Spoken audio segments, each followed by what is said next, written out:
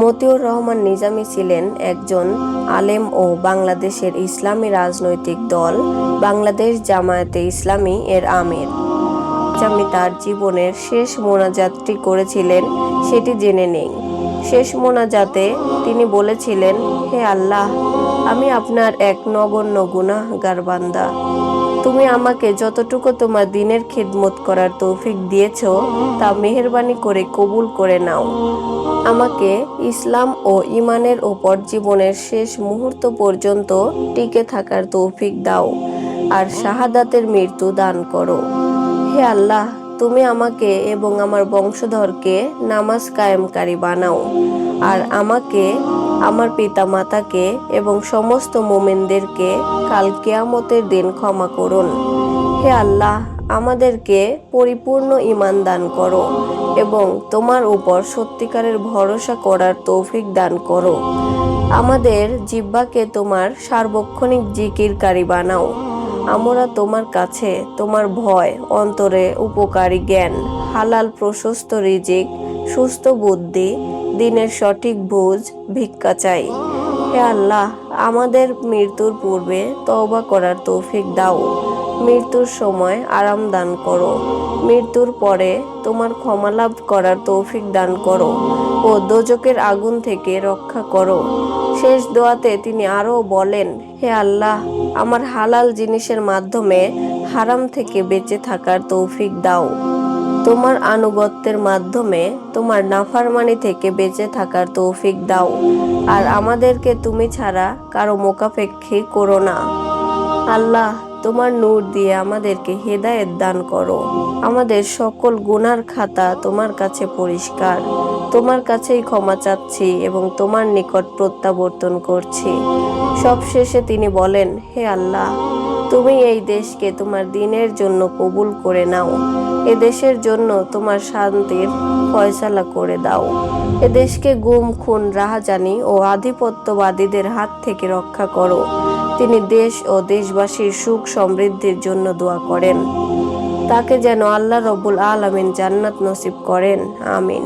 মতিউর রহমান নিজামী ছিলেন একজন আলেম ও বাংলাদেশের ইসলামী রাজনৈতিক দল বাংলাদেশ জামায়াতে ইসলামী এর আমির।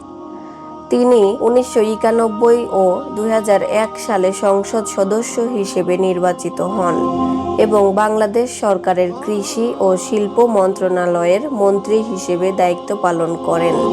The royal Islamic strategy study centre নামক প্রতিষ্ঠানে প্রকাশিত একটি প্রতিবেদনে বলা হয়, বিশ্বের সবচেয়ে প্রভাবশালী 500 জন মুসলমান 2013 থেকে 2014 সংস্করণের তালিকায় প্রভাবশালী রাজনৈতিক ব্যক্তি হিসেবে তিনি স্থান লাভ করেন।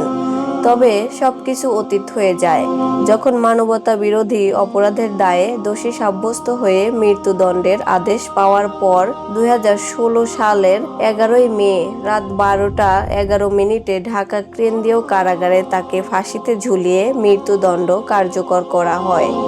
ফাঁসিতে কার্যকরের আগে সরকারের জরুরি তলবে শেষবারের মতো নিজামীর পরিবার যখন তার সাথে সাক্ষাতে যায়, তখন তিনি রজনীগন্ধা সেলের মধ্যে ছিলেন। সেলের শেষ নম্বর কক্ষে তিনি ছিলেন। রুমটি ছিল অনেক ছোট এবং রুমটির কোনো জানালা ছিল না। একদিকে রুমটি লোহার রড দিয়ে ঘেরা, অন্যদিকে অন্ধকারাচ্ছন্ন। রুমের ভেতরে সবুজ একটি জায়নামাজে বসে পূর্ব দিকে মুখ করে তিনি দোয়া করছিলেন। শান্ত ও স্পষ্ট ভাষায় আরবিতে দোয়া করছিলেন। খুব উচ্চ স্বরেও না, আবার খুব নিম্ন স্বরেও না। প্রতিটি বাক্যের মাঝে একটু বিরতি। এভাবেই দোয়া করছিলেন। ইতিমধ্যে তার পরিবারের লোকজন তার সঙ্গে দেখা করতে এলো। তার ছোট নাতি ডেকে বলল, দাদু, আমরা এসেছি, দরজা খোলো। নিজামী শান্তভাবে মোনাজাত শেষ করে উঠে দাঁড়ালেন। তার পরিবারের সকলের সামনে এসে বললেন, তোমরা এসেছো, এটাই তাহলে শেষ দেখা। তারপরে লোহার রড দিয়ে ঘেরা গারদের ভিতর দিয়েই সকলের সাথে হাত মিলালেন। তিনি পরেছিলেন সুতি পাঞ্জাবি এবং লুঙ্গি।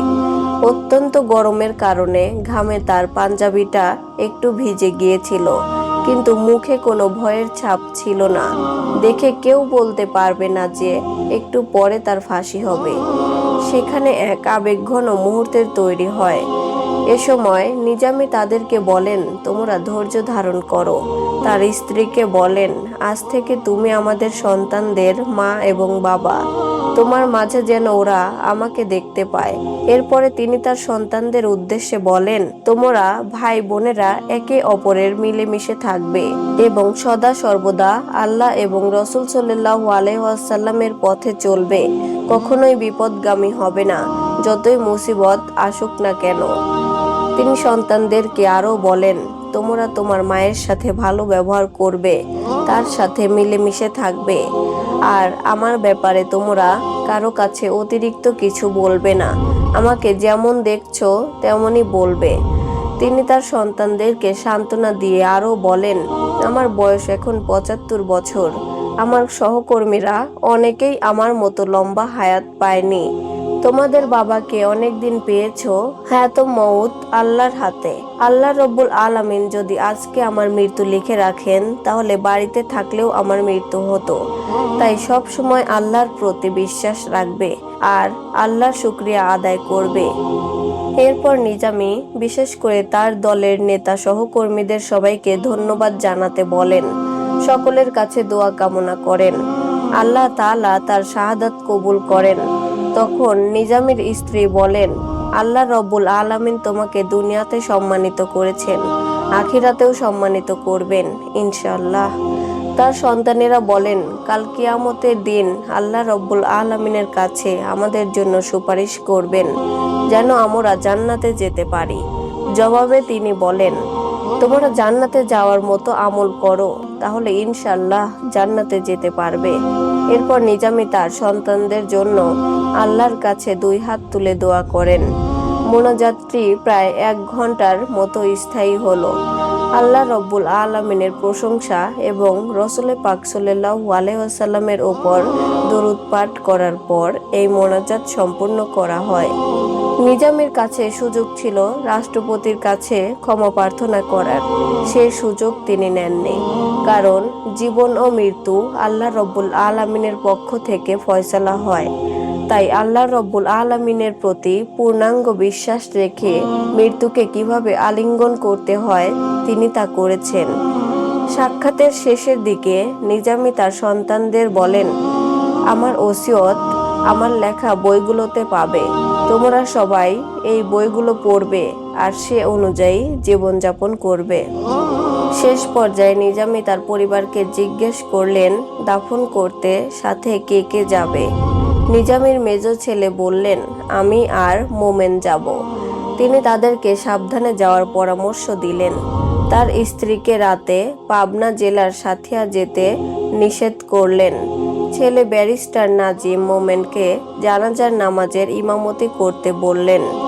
সবশেষে তার বড় মেয়ে মহসিনাকে বললেন, তোমাকে নিয়ে আমি চিন্তিত, তুমি শান্ত থেকো।